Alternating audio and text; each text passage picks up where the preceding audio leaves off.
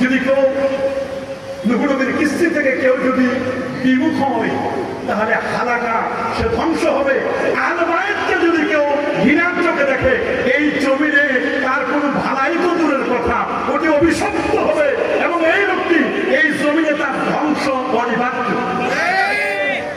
6 নম্বর যে দলিলটি আমি আপনাদেরকে দিতে চাই সেটি হচ্ছে স্পষ্ট করে হাদিসের মধ্যে লেখা যে আহলে বায়তকে ঘৃণা করতে পারবে না কেউ, তবে পারবে একজন।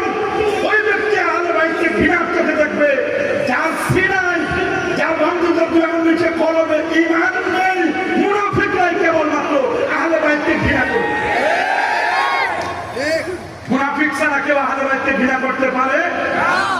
মনে রাখবেন, এই 6টি হাদিসের আলোকে যে কথাগুলো আমি আপনাদেরকে বললাম, আরেকটি হাদিস না বললে নয়। সমাজের মধ্যে ফিতনা বেড়ে যাচ্ছে।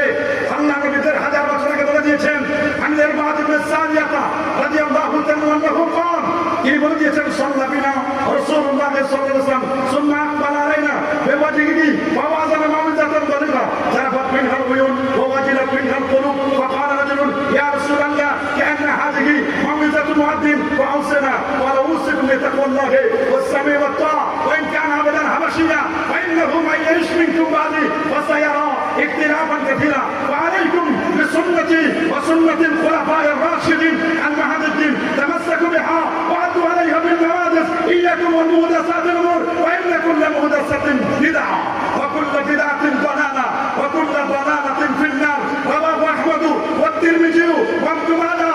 আমার রাসূল 1000 বছর আগে বলে দিয়েছেন, 1000 বছর আগে বলে দিয়েছেন যে শোনো, আমার ইন্তেকালের পরে অনেক ইখতিলাফ দেখতে পাবে, অনেক মতবিরোধ দেখতে পাবে।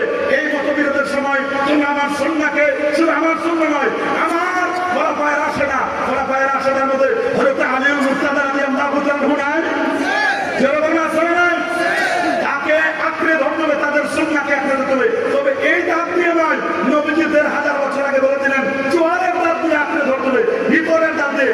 এই দাঁত দিয়ে ধরলে ওয়াহাবি সালাফিরা ছুটাই নিয়ে যাওয়ার সম্ভাবনা। কথা বলুন, এইভাবে এটা দিয়ে নয়। তবে হ্যাঁ, আমাদের সমাজে, আমার ফাইনাল বক্তব্য শুনে দেবেন, আমাদের সমাজে যারা দ্বীন কায়েমের কথা বলেন, ইন্নাদ দীনা ইনদাল্লাহিল ইসলাম, আকিমুদ্দীন ওয়া লা তাতাফাররাকু ফীহি, তোমরা দ্বীন কায়েম করো, দ্বীনের মধ্যে তাফরীকা করো না।